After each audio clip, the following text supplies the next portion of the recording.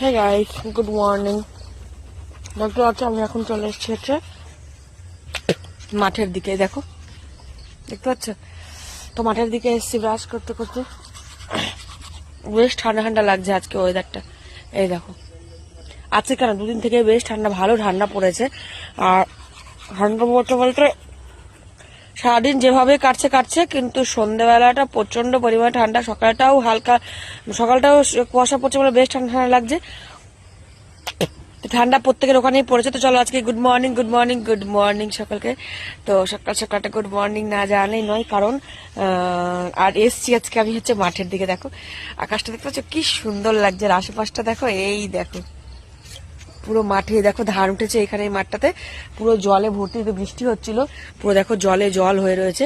তো চলো আজকে আমাকে দেখে তোমাদের সকালটা না খুব ভালোভাবে কাটে, তাই জন্য good morning good morning good morning.